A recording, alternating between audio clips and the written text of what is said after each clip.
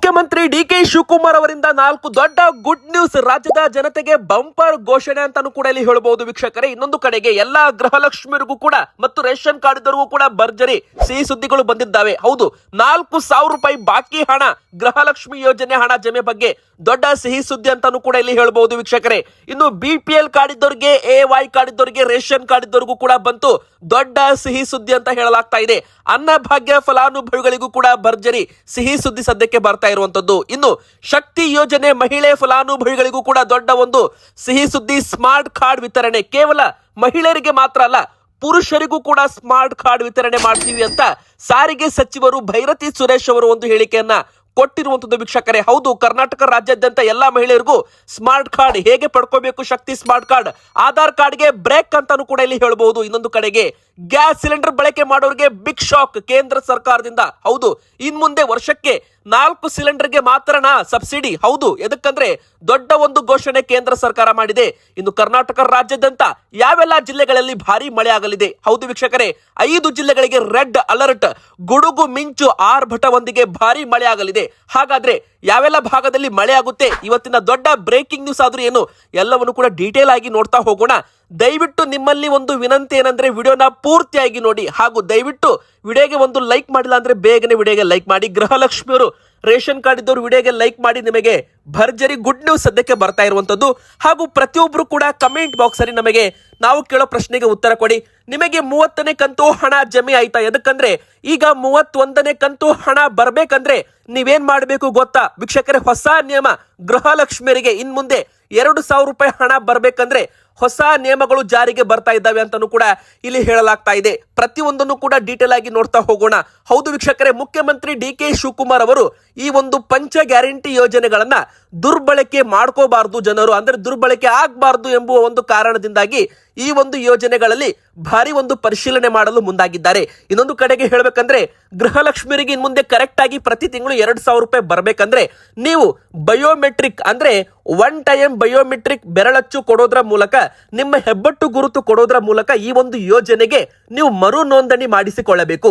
ಅಂದ್ರೆ ವೀಕ್ಷಕರೇ, ನೀವು ಹೆಬ್ಬಟ್ಟು ಗುರುತು ಎಲ್ಲಿ ಕೊಡಬೇಕು ಅಂತ ಪ್ರಶ್ನೆ ಕೇಳಿದ್ರೆ ಆ ಪ್ರಶ್ನೆಗೆ ಉತ್ತರ ಏನಪ್ಪಾ ಅಂದ್ರೆ ನಿಮ್ಮ ಹತ್ತಿರದ ಸೇವಾ ಸಿಂಧು ಪೋರ್ಟಲ್ ಆಗಿರ್ಬೋದು, ಅಥವಾ ಕರ್ನಾಟಕ 1 ಕೇಂದ್ರ ಆಗಿರ್ಬೋದು, ಗ್ರಾಮೀಣ 1 ಕೇಂದ್ರ ಆಗಿರ್ಬೋದು, ಬೆಂಗಳೂರು 1 ಎಂಬುವ ಕೇಂದ್ರಕ್ಕೆ ಹೋಗಿ ನಿಮ್ಮ ಒಂದು ಹೆಬ್ಬಟ್ಟು ಗುರುತನ್ನ ಕೊಡೋದ್ರ ಮೂಲಕ ಕೇವಲ 5 ರೂಪಾಯಿ ಮಾತ್ರ ಇದಕ್ಕೆ ಶುಲ್ಕ ಇಡಲಾಗುತ್ತೆ ಅಂತಾನು ಕೂಡ ಹೇಳಲಾಗ್ತಾ ಇದೆ. 5 ರೂಪಾಯಿ ಕೊಡಬೇಕಾಗುತ್ತೆ ಈ ಒಂದು ಹೆಬ್ಬಟ್ಟು ಗುರುತು ಬಯೋಮೆಟ್ರಿಕ್ ಮರು ನೋಂದಣಿ ಮಾಡಿಸಿಕೊಳ್ಬೇಕಂದ್ರೆ. ಇನ್ನು ಎರಡನೇದಾಗಿ ಹೇಳಬೇಕಂದ್ರೆ ವೀಕ್ಷಕರೇ, ಕಡ್ಡಾಯವಾಗಿ ನಿಮ್ಮ ಆಧಾರ್ ಕಾರ್ಡ್ ಮತ್ತು ರೇಷನ್ ಕಾರ್ಡ್ ಕೂಡ ನೀವು ತಗೊಂಡು ಹೋಗಿರಿ. ಎದಕ್ಕಂದ್ರೆ ನೋಡಿ, ಆಧಾರ್ ಕಾರ್ಡ್ ಮೇಲಿರೋ ಮೊಬೈಲ್ ನಂಬರ್ ಆಗಿರ್ಬೋದು ಅಥವಾ OTP ಬರೋ ಒಂದು ಚಾನ್ಸ್ ಇರುತ್ತೆ. ಅಂದ್ರೆ ಇಲ್ಲಿ ಈ KYC ಕೂಡ ನೀವು ಮಾಡಿಸ್ಕೋಬೇಕಾಗಿ ಬರಬಹುದು. ಈ ಒಂದು ಯೋಜನೆ ಮೂಲಕ ತುಂಬಾ ಜನರು ಏನ್ ಮಾಡಿದ್ದಾರೆ, ಬೇರೆಯವರ ಮೊಬೈಲ್ ನಂಬರ್ ಕೊಟ್ಟಿದ್ದಾರೆ, ಯಾರದೋ ನಂಬರು ಯಾರೋ ಫಲಾನುಭವಿಗಳ ಹಂತಾಗಿದೆ. ಇನ್ನೊಂದು ಕಡೆಗೆ ಒಂದೇ ಮನೆಯಲ್ಲಿ 2-3 ಜನ ಗೃಹಲಕ್ಷ್ಮಿಯರು, ಇನ್ನು ತೆರಿಗೆ ಪಾವತಿ ಮಾಡ್ತಾ ಇದ್ದವರು ಕೂಡ ಈ ಒಂದು ಗೃಹಲಕ್ಷ್ಮಿ ಯೋಜನೆ ಮೂಲಕ ಹಣ ಪಡ್ಕೋತಾ ಇದ್ದಾರೆ, ಮೃತಪಟ್ಟಿದ್ದಾರೆ. ಹೌದು, ಕೆಲವರು ಗೃಹಲಕ್ಷ್ಮಿಯವರು ಯೋಜನೆಗೆ ಜಾಯಿನ್ ಆದ ಬಳಿಕ ಕೆಲವರು ಮೃತಪಟ್ಟಿರಬಹುದು. ಅಂತವರ ಅಕೌಂಟ್ಗೂ ಸರ್ಕಾರ ಈಗಲೂ ಹಣ ಹಾಕ್ತಾ ಇದೆ. ಹೀಗಾಗಿ ಇದನ್ನೆಲ್ಲ ಕೂಡ ತಪ್ಪಿಸಲು, ಈ ಒಂದು ಅಕ್ರಮವನ್ನು ತಪ್ಪಿಸಲು ಸರ್ಕಾರ ಈಗ ಈ ಒಂದು KYC ಅಥವಾ ಬಯೋಮೆಟ್ರಿಕ್ ಅನ್ನ ಲಾಂಚ್ ಮಾಡಲಿದೆ.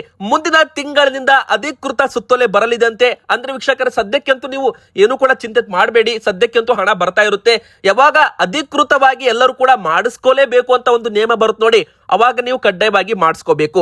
ಇನ್ನು ವೀಕ್ಷಕರೇ, ಇಲ್ಲಿ ನೋಡಿ 30ನೇ ಕಂತಿನವರೆಗೂ ಎಲ್ಲರಿಗೂ ಕೂಡ ಹಣವನ್ನ ಜಮೆ ಮಾಡಲಾಗಿದೆ. ಹೌದು, ಇದೀಗ 31ನೇ ಕಂತು ಕೂಡ ಹಣ ಜಮೆ ಆಗೋ ನಿರೀಕ್ಷೆ ಇದೆ ವೀಕ್ಷಕರೇ. ಎದಕ್ಕಂದ್ರೆ ಲಕ್ಷ್ಮಿ ಹೆಬ್ಬಾಳ್ಕರ್ ಮೇಡಮ್ ಅವರು ಮೊದಲೇ ಒಂದು ಹೇಳಿಕೆಯನ್ನ ಕೊಟ್ಟಿದ್ರು. ಅದೇನಪ್ಪಾ ಅಂದ್ರೆ ಈ ಒಂದು 8 ರಿಂದ 10 ದಿನದ ಒಳಗಡೆ ಹಣವನ್ನ ಜಮೆ ಮಾಡೋ ಪ್ರಕ್ರಿಯೆ ಶುರುವಾಗುತ್ತೆ ಅಂತ. ಅಂದ್ರೆ ಅವರು ಹೇಳಿರೋ ಪ್ರಕಾರ ನೋಡ್ತಾ ಹೋಗೋದಾದ್ರೆ ಮೇ 25-28ನೇ ತಾರೀಕಿನ ಒಳಗೆ ಆ ಒಂದು 31ನೇ ಕಂತು ಹಣ ಕೂಡ ಬಿಡುಗಡೆ ಆಗಿರಬಹುದು ಅಂತ ಲೆಕ್ಕಾಚಾರ ಮಾಡಿದ್ರು ಕೂಡ ಇಲ್ಲಿ ನೋಡಿ 15ನೇ ತಾರೀಕಿನ ಒಳಗೆ ಮತ್ತೊಮ್ಮೆ ಗೃಹಲಕ್ಷ್ಮಿಯರಿಗೆ ಇನ್ನೊಂದು ಕಂತು ಹಣ ಬರಲಿದೆ. ಅಂದ್ರೆ ಒಟ್ಟು ಇಲ್ಲಿವರೆಗೂ 60,000 ರೂಪಾಯಿ ಜಮೆ ಮಾಡಿದ್ದಾರಲ್ಲ, ಈಗ 62,000 ರೂಪಾಯಿದು ಕಂತು ಅಂತಾನು ಕೂಡ ನಾವು ಇಲ್ಲಿ ಕರಿಬಹುದು. ಅಂದ್ರೆ ಇನ್ನು 2,000 ರೂಪಾಯಿ 31ನೇ ಕಂತು ಹಣ ಕೂಡ ಇನ್ನು ಕೆಲವೇ ಅಂದ್ರೆ ಒಂದು ವಾರದಲ್ಲಿ ನಿಮಗೆ ಜಮೆ ಆಗುವ ಎಲ್ಲಾ ಸಾಧ್ಯತೆಗಳು ಇರುವಂತದ್ದು ವೀಕ್ಷಕರೇ. ಇನ್ನೊಂದು ಕಡೆಗೆ ಹೇಳ್ಬೇಕಂದ್ರೆ ನೋಡಿ, ಬಯೋಮೆಟ್ರಿಕ್ ಕೊಡ್ತಿರಲ್ಲ 5 ರೂಪಾಯಿದು, ಅದರ ಜೊತೆಗೆ ನೀವೇನಾದ್ರೂ ಗೃಹಲಕ್ಷ್ಮಿ ಸೊಸೈಟಿ ಸಂಘದಲ್ಲಿ ಏನಾದ್ರೂ ಸದಸ್ಯರಾದ್ರೆ ನಿಮಗೆ 3 ಲಕ್ಷ ರೂಪಾಯಿವರೆಗೂ ಸಾಲ ಸೌಲಭ್ಯ ಕೂಡ ಸಿಗುತ್ತೆ. ಇದಕ್ಕೋಸ್ಕರ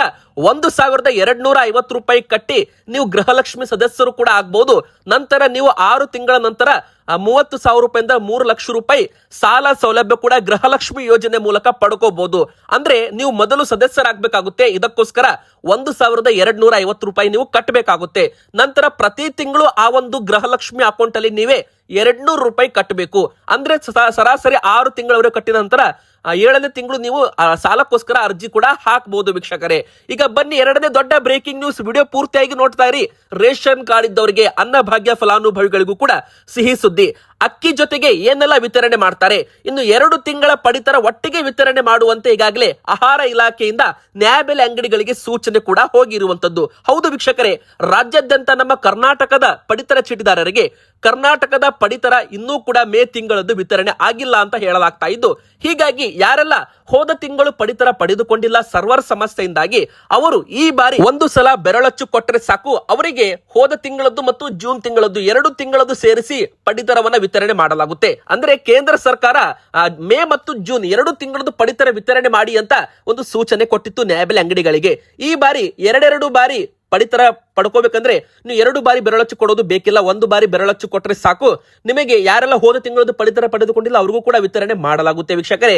ಇನ್ನು ಜೂನ್ ತಿಂಗಳಲ್ಲೂ ಕೂಡ ಯಾರೆಲ್ಲ ಕರ್ನಾಟಕ ಸರ್ಕಾರದ ಪಡಿತರ ಅಂದ್ರೆ ಕರ್ನಾಟಕ ಸರ್ಕಾರದ ಪಾಲಿನ ಆಹಾರ ಧಾನ್ಯಗಳು ನಿಮಗೆ ಸಿಕ್ಕಿಲ್ಲ ನೋಡಿ, ಅವ್ರಿಗೂ ಕೂಡ ಈಗ ಜೂನ್ ತಿಂಗಳಲ್ಲಿ ವಿತರಣೆ ಮಾಡಲಾಗುತ್ತೆ ಅಂತಾನು ಕೂಡ ಒಂದು ಹೇಳಿಕೆ ಬಂದಿರುವಂತದ್ದು.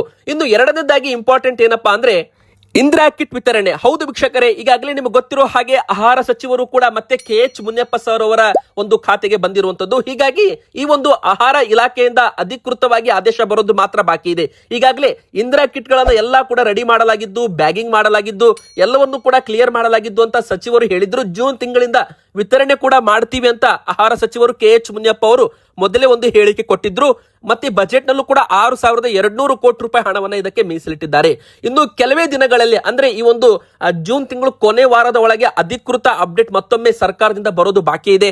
ನೋಡಿ ವೀಕ್ಷಕರೇ, ನಿಮಗೆ ಒಂದು ವೇಳೆ ಇಂದಿರಾ ಕಿಟ್ ವಿತರಣೆ ಮಾಡೋದಕ್ಕೆ ಶುರು ಮಾಡಿದ್ರೆ ನಿಮಗೆ ಸರ್ಕಾರದಿಂದ ಅಕ್ಕಿ ವಿತರಣೆ ಬಂದಾಗುತ್ತೆ. ಅಂದ್ರೆ ಕೇವಲ ಕೇಂದ್ರ ಸರ್ಕಾರದಿಂದ ಮಾತ್ರ ಅಕ್ಕಿ ಮತ್ತು ರಾಗಿಯನ್ನ ವಿತರಣೆ ಮಾಡ್ತಾರೆ. ಆದ್ರೆ ನಮ್ಮ ಕರ್ನಾಟಕ ಸರ್ಕಾರದಿಂದಾಗಿ ಅಕ್ಕಿ ಬದಲಾಗಿ ನಿಮಗೆ ಅಡುಗೆ ಎಣ್ಣೆ, ಉಪ್ಪು, ಸಕ್ಕರೆ ಹಾಗೂ ತೊಗರಿ ಬೇಳೆ, ಒಟ್ಟು ಇಲ್ಲಿ ನಿಮಗೆ 4 ಆಹಾರ ಸಾಮಗ್ರಿಗಳು, ಹೆಸರು ಕಾಳಿನ ಬದಲಾಗಿನೂ ಕೂಡ ಹೆಚ್ಚುವರಿ ತೊಗರಿ ಬೇಳೆ ವಿತರಣೆ ಮಾಡಲಾಗುತ್ತೆ ಅಂತ ಹೇಳಲಾಗಿದೆ. ಆದಷ್ಟು ಬೇಗನೂ ಕೂಡ ಮಾಡಲಾಗುತ್ತೆ ಅಂತಾನು ಕೂಡ ಇಲ್ಲಿ ಹೇಳಲಾಗ್ತಾ ಇದೆ ವೀಕ್ಷಕರೇ. ಇನ್ನು ಎಲ್ಲಾ ಒಂದು ಮಹಿಳೆಯರಿಗೆ, ಶಕ್ತಿ ಯೋಜನೆ ಫಲಾನುಭವಿಗಳಿಗೆ ದೊಡ್ಡ ಒಂದು ನಿಯಮ ಅಂದ್ರೆ ಆಧಾರ್ ಕಾರ್ಡ್ಗೆ ಬ್ರೇಕ್ ಅಂತಾನು ಕೂಡ ಇಲ್ಲಿ ಹೇಳಬಹುದು. ಹೌದು ವೀಕ್ಷಕರೇ, ಸ್ಮಾರ್ಟ್ ಕಾರ್ಡ್ ವಿತರಣೆ ಈಗ ಶುರು ಮಾಡಲಿದ್ದೇವೆ ಅಂತ ಈಗಾಗಲೇ ಸಾರಿಗೆ ಸಚಿವರು ಭೈರತಿ ಸುರೇಶ್ ಅವರ ಒಂದು ಹೇಳಿಕೆ ಬಂದಿದೆ. ವೀಕ್ಷಕರೇ ನೋಡಿ, ಈ ಒಂದು ಶಕ್ತಿ ಯೋಜನೆ ಫಲಾನುಭವಿಗಳು ಮಹಿಳೆಯರು ಕೂಡ ನಮ್ಮ ಕರ್ನಾಟಕದವರಿಗೆ ಮಾತ್ರ ಅಂತ ಹೇಳಲಾಗಿದ್ದು, ಬೇರೆ ರಾಜ್ಯದ ಮಹಿಳೆಯರು ಕೂಡ ಈ ಒಂದು ಯೋಜನೆ ಮೂಲಕ ಉಚಿತವಾಗಿ ಪ್ರಯಾಣ ಮಾಡ್ತಾ ಇದ್ದಾರೆ. ಇದು ನಮ್ಮ ಕರ್ನಾಟಕದ ಜನರಿಗೂ ಕೂಡ ಹೊರೆ ಹಾಗೂ ನಮ್ಮ ಕರ್ನಾಟಕ ಸರ್ಕಾರಕ್ಕೂ ಕೂಡ ಹೊರೆ ಅಂತ ಎಲ್ಲರೂ ಕೂಡ ಗೊತ್ತು. ಹೀಗಾಗಿ ನೋಡಿ, ಪಂಚ ಗ್ಯಾರಂಟಿ ಯೋಜನೆಗಳಲ್ಲಿ ಗೃಹಲಕ್ಷ್ಮಿ ಯೋಜನೆ ಕೂಡ ಇಲ್ಲಿ ಮೃತಪಟ್ಟವರನ್ನ ತೆಗೆದುಹಾಕೋದಾಗಿರ್ಬೋದು, ಅನರ್ಹರನ್ನ ತೆಗೆದುಹಾಕೋದು ಕೆಲಸ ಮಾಡ್ತಾ ಇದ್ದಾರೆ. ಅನ್ನಭಾಗ್ಯ ಅಕ್ಕಿ ಬದಲಾಗಿ ಇಂದಿರಾ ಕಿಟ್ ಆಗಿರ್ಬೋದು. ಇನ್ನು ಗೃಹ ಜ್ಯೋತಿ ಯೋಜನೆ ಮೂಲಕವೂ ಕೂಡ ಬೇರೆ ರಾಜ್ಯದ ಬಾಡಿಗೆದಾರರು ಕೂಡ ಈ ಯೋಜನೆ ಲಾಭ ಪಡ್ಕೋತಾ ಇದ್ದಾರೆ. ಇದನ್ನು ಕೂಡ ಪರಿಶೀಲನೆ ಮಾಡಬೇಕು ಅಂತ ಈಗಾಗಲೇ ಮುಖ್ಯಮಂತ್ರಿ DK ಶಿವಕುಮಾರ್ ಅವರ ಒಂದು ಹೇಳಿಕೆ ಬಂದಿರುವಂತದ್ದು. ಇನ್ನು 4ನೇದಾಗಿ ಶಕ್ತಿ ಯೋಜನೆ. ಹೌದು ವೀಕ್ಷಕರೇ, ಈ ಶಕ್ತಿ ಯೋಜನೆ ಫಲಾನುಭವಿಗಳಿಗೂ ಕೂಡ ಸ್ಮಾರ್ಟ್ ಕಾರ್ಡ್ ಅನ್ನ ವಿತರಣೆ ಮಾಡಲಾಗುತ್ತೆ ಸರ್ಕಾರದಿಂದ ಉಚಿತವಾಗಿ. ಅಂದ್ರೆ ಶಕ್ತಿ ಯೋಜನೆ ಫಲಾನುಭವಿಗಳಿಗೆ ಆಧಾರ್ ಕಾರ್ಡ್ ಬದಲು ಶಕ್ತಿ ಸ್ಮಾರ್ಟ್ ಕಾರ್ಡ್ ವಿತರಣೆ ಮಾಡ್ತಾರಲ್ಲ, ಅದು ಸರ್ಕಾರದಿಂದ ಫ್ರೀ ಆಗಿ ವಿತರಣೆ ಮಾಡೋ ಎಲ್ಲ ಸಾಧ್ಯತೆ ಇರುವಂತದ್ದು. ಇನ್ನು ಪುರುಷರಿಗೂ ಕೂಡ ಸ್ಮಾರ್ಟ್ ಕಾರ್ಡ್ ವಿತರಣೆ ಮಾಡ್ತೀವಿ ಅಂತ ಹೇಳಿದ್ದಾರೆ. ಆದ್ರೆ ಪುರುಷರಿಗೆ ಫ್ರೀ ಇರೋದಿಲ್ಲ. ಪುರುಷರು ಆ ಒಂದು ಸ್ಮಾರ್ಟ್ ಕಾರ್ಡ್ ಅಲ್ಲಿ ರೀಚಾರ್ಜ್ ಅನ್ನ ಮಾಡಿಸಬಹುದು. ಒಂದು ರೀತಿ ATM ಕಾರ್ಡ್ ತರ ಅದು ಇರುತ್ತೆ. ಅದಕ್ಕೆ ನೀವು ರೀಚಾರ್ಜ್ ಮಾಡಿಸಿ ನೀವು ಪ್ರಯಾಣ ಮಾಡುವಾಗ ಆ ಒಂದು ಕಾರ್ಡ್ ಅನ್ನ ಟ್ಯಾಪ್ ಮಾಡೋದ್ರ ಮೂಲಕ ಟಿಕೆಟ್ ಅನ್ನ ತಗೋಬಹುದು. ಆದ್ರೆ ಮಹಿಳೆಯರಿಗೆ ಫ್ರೀ ಕಾರ್ಡ್ ಮತ್ತು ಫ್ರೀ ಚಾರ್ಜ್ ಇರುತ್ತೆ, ಯಾವುದಿರುತ್ತೆ ಹಣ ನೀವು ಕೊಡೋದಿರೋದಿಲ್ಲ ಅಂತಾನು ಕೂಡ ಹೇಳಲಾಗ್ತಾ ಇದೆ ವೀಕ್ಷಕರೇ. ಇದು ಪುರುಷರಿಗೂ ಕೂಡ ಸ್ಮಾರ್ಟ್ ಕಾರ್ಡ್. ಇನ್ನು ವಿದ್ಯಾರ್ಥಿಗಳಿಗೆ ಬಸ್ ಪಾಸ್ ಯೋಜನೆ ಮೂಲಕವೂ ಕೂಡ ಉಚಿತವಾಗಿ ಬಸ್ಗಳ ಒಂದು ಪ್ರಯಾಣಕ್ಕೂ ಕೂಡ ಅವಕಾಶ ಮಾಡಿಕೊಡಲಿದ್ದಾರೆ. ಇನ್ನು ವೀಕ್ಷಕರೇ, ಗ್ಯಾಸ್ ಸಿಲಿಂಡರ್ ಇದ್ದವರೆಗೂ ಕೂಡ ಬಿಗ್ ಶಾಕ್ ಅಂತ ಹೇಳಬಹುದು. ವರ್ಷಕ್ಕೆ 4 ಸಿಲಿಂಡರ್ ಮಾತ್ರನ ಸಬ್ಸಿಡಿ. ಹೌದು, ಕೇಂದ್ರ ಸರ್ಕಾರದ ಉಜ್ವಲ ಯೋಜನಾ ಫಲಾನುಭವಿಗಳಿಗೆ ದೊಡ್ಡ ಶಾಕ್ ಅಂತಾನು ಕೂಡ ಹೇಳಬಹುದು. ಎದಕ್ಕಂದ್ರೆ ವರ್ಷಕ್ಕೆ 9 ಸಿಲಿಂಡರ್ ಸಬ್ಸಿಡಿ ದರದಲ್ಲಿ ಕೊಡ್ತಾ ಇದ್ದ ಕೇಂದ್ರ ಸರ್ಕಾರ ಈಗ ಕೇವಲ 4 ಸಿಲಿಂಡರ್ ಮಾತ್ರ ಕೊಡ್ತೀವಿ ಅಂತ ಘೋಷಣೆ ಮಾಡಿದ್ದು ಅಧಿಕೃತವಾಗಿ ಹೇಳಿಕೆ ಕೂಡ ಬಂದಿರುವಂತದ್ದು. ಅಂದ್ರೆ ನೋಡಿ, ಒಟ್ಟು ಇಲ್ಲಿ 5 ಸಿಲಿಂಡರ್ ಗಳನ್ನ ಕಡಿಮೆ ಮಾಡಿದ್ದಾರೆ. ವರ್ಷಕ್ಕೆ 4 ಸಿಲಿಂಡರ್ ಮಾತ್ರ ಕೇಂದ್ರ ಸರ್ಕಾರದಿಂದ ಉಜ್ವಲ ಯೋಜನಾ ಮೂಲಕ ಸಬ್ಸಿಡಿ ದರದಲ್ಲಿ ಸಿಗುತ್ತೆ. ಹೆಚ್ಚುವರಿ ಸಿಲಿಂಡರ್ ಬೇಕಂದ್ರೆ ಹಣ ಕೊಟ್ಟು ತಗೋಬೇಕು. ಅಂದ್ರೆ ಏನಾಗ್ತಾ ಇತ್ತು, ಇಲ್ಲಿ ಉಜ್ವಲ ಯೋಜನಾ ಫಲಾನುಭವಿಗಳಿಗೆ ₹944 ಕೊಡೋದರ ಬದಲಾಗಿ ಅವರಿಗೆ ₹300 ಸಬ್ಸಿಡಿ ಕೊಡ್ತಾ ಇದ್ರಲ್ಲ, ₹644 ಆಗ್ತಾ ಇತ್ತು. ಹೀಗಾಗಿ ಅವರು ಸ್ವಲ್ಪ ಹೊರೆ ಕಡಿಮೆ ಆಗ್ತಾ ಇತ್ತು. ಆದ್ರೆ ಈಗ ಕೇಂದ್ರ ಸರ್ಕಾರ ಕೇವಲ 4 ಸಿಲಿಂಡರ್ ಮಾತ್ರ ₹644, ಉಳಿದ ಸಿಲಿಂಡರ್ಗೆ ₹944 ಅಂತೆ. ಹೀಗಾಗಿ ಈ ₹300 ಸಬ್ಸಿಡಿಯನ್ನ ತೆಗೆದು ಹಾಕಲಾಗ್ತಾ ಇದೆ ಅಂತಾನೂ ಕೂಡ ಇಲ್ಲಿ ಹೇಳಬಹುದು ವೀಕ್ಷಕರೇ. ಇನ್ನೊಂದು ಕಡೆಗೆ ಇದು ಉಜ್ವಲ ಯೋಜನಾ ಫಲಾನುಭವಿಗಳಿಗೆ ಶಾಕಿಂಗ್ ಸುದ್ದಿ.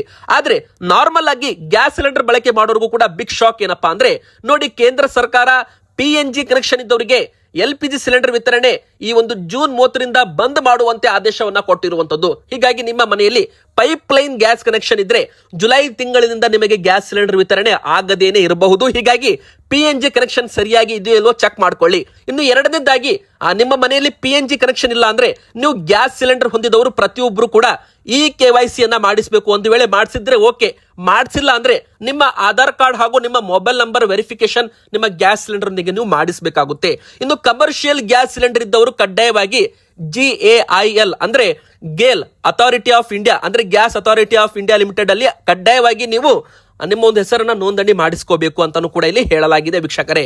ಇನ್ನು ಕಡ್ಡಾಯವಾಗಿ ನೀವು ಗ್ಯಾಸ್ ಸಿಲಿಂಡರ್ಗೆ ಈ KYC ಮಾಡಿಸಲೇಬೇಕು ಅಂತಾನು ಕೂಡ ಇಲ್ಲಿ ಹೇಳಲಾಗಿದೆ. ಇನ್ನು ಕರ್ನಾಟಕದಲ್ಲಿ ಯಾವೆಲ್ಲ ಜಿಲ್ಲೆಗಳಿಗೆ ರೆಡ್ ಅಲರ್ಟ್, ಭಾರಿ ಮಳೆ ಆಗಲಿದೆಯಪ್ಪ ಅಂದ್ರೆ ಉಡುಪಿ, ಉತ್ತರ ಕನ್ನಡ, ದಕ್ಷಿಣ ಕನ್ನಡ, ಶಿವಮೊಗ್ಗ, ಚಿಕ್ಕಮಗಳೂರು ಈ ಒಂದು ಕರಾವಳಿ ಭಾಗದಲ್ಲಿ ಭಾರಿ ಮಳೆ ಆಗುವ ಸಾಧ್ಯತೆ ಇರೋದ್ರಿಂದ ಗುಡುಗು ಮಿಂಚು ಆರ್ಭಟದೊಂದಿಗೆ 4 ದಿನಗಳ ಕಾಲ ಭಾರಿ ಮಳೆ ಆಗಲಿದೆ. ಜನರು ಸ್ವಲ್ಪ ಹುಷಾರಾಗಿರ್ಬೇಕು. ಇನ್ನು ಮುಖ್ಯವಾಗಿ ಬೆಂಗಳೂರು ನಗರ, ಬೆಂಗಳೂರು ಗ್ರಾಮಾಂತರ, ತುಮಕೂರು, ಮಂಡ್ಯ ಈ ಒಂದು ಭಾಗದಲ್ಲೂ ಕೂಡ ಸಾಧಾರಣ ಮಳೆ, ಮೋಡ ಕವಿದ ವಾತಾವರಣ, ಗುಡುಗು ಸಿಡಿಲು ಸಮೇತ ಸಾಧಾರಣ ಮಳೆ ಆಗಲಿದೆ.